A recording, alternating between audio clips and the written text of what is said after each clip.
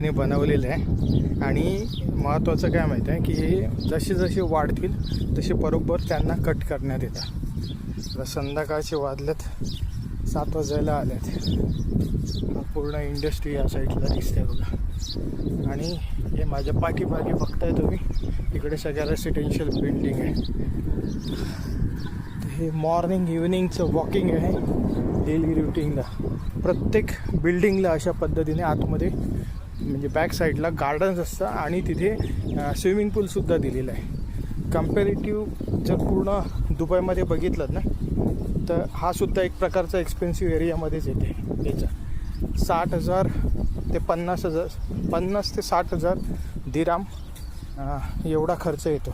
म्हणजे इंडियाचे अंदाजे पकडून चला 4,040 आणि वरचे हे कमीत कमी 12 ते 15 लाख रुपये